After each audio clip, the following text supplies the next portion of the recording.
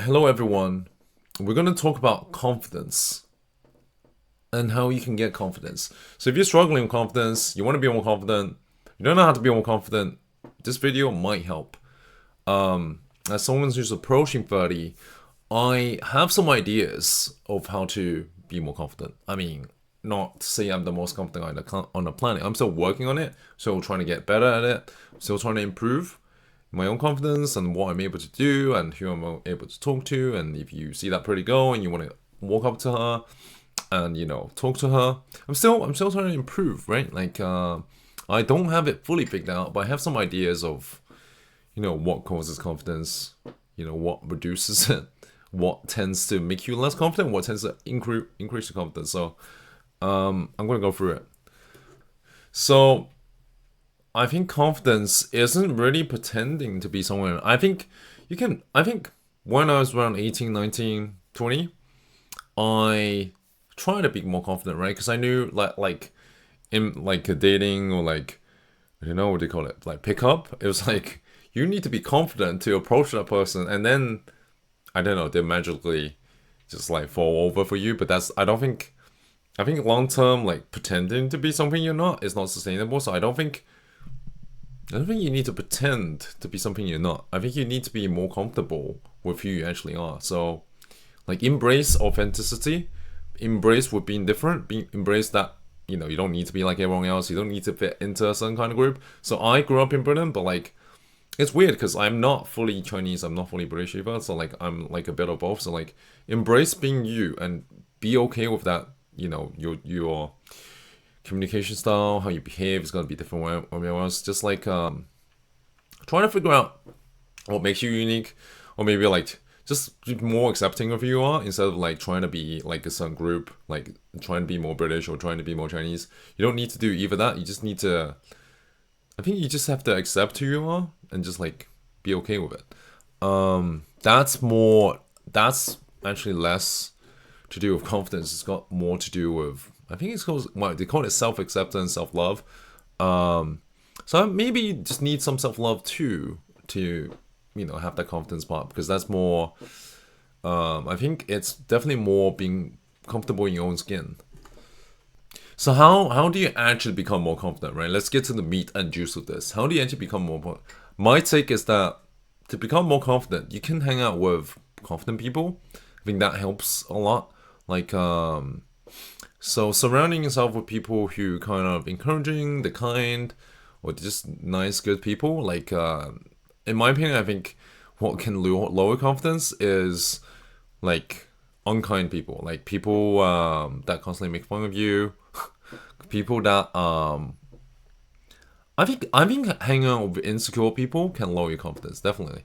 Because like if you have an insecure friend and all they do is like say, oh, you should not do this because it makes you look like a I don't know, like a player or something, or it makes you look bad, or like whatever reason, like they don't want to do it, but you want to do it. Let's say you want to hit the goal, right? Because this is an actual scenario that I had to face. You want to go and approach the goal, and your friend's like, "No, that's gonna make you look like a player." It's like this is not good advice. So I think being okay with failing, being okay with losing, being okay with rejection, like getting used to being rejected, getting used to things not working out, but then also like not dwelling too much if it doesn't work out. I think that also kind of helps.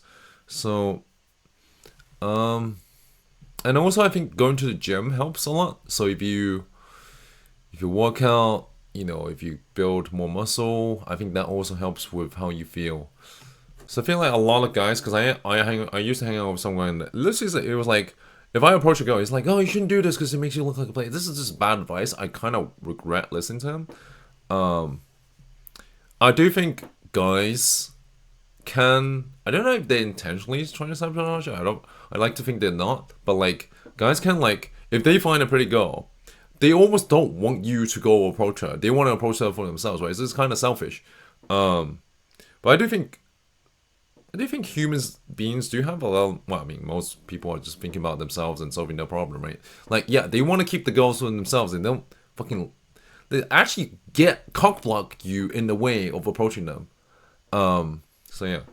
So I think, but I do think if you want life advice, it's better to ask from someone that's significantly older than you are than like, if they're only 1 year older than you, like if they're like 10 or 20 years older than you, I think that kind of helps a lot bit more because they actually have lived through life, right? Like if you're giving life advice, it's ideally better they have lived through life. I think that tends to give better advice. Not saying all old people give good advice, but they tend to have gone through it, right? So my number one advice: stop listening to.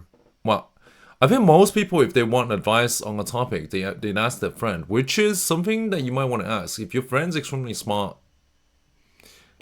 but like if you're like 20 years old and you're asking a 21-year-old for life advice, it's actually a terrible fucking idea. Because like I wish, yeah, like the only thing I can say is I wish I never I wish I never took the advice because then I would have done what I wanted and maybe it would have worked out better. Who knows? So most people ask their friends for advice, and the friends might be only 1 or 2 years older than them or younger than them, and the friends don't really know. Like, so you could ask ChatGPT, or you could try to find advice on the internet, or people that are 10 or 20 years older than you are. But sometimes there are scammers. There's like legit people who give genuine advice. You can go on Google search topics, but I think definitely if they're 10 or 20 years older than you, the advice is going to be better than listen to a friend most of the time. Because, yeah, I just wish I never listened to them. So it depends on the friend. If the friend gives generally good advice, I mean, it's possible, but then I've also been given bad advice, followed it, and fucked up, so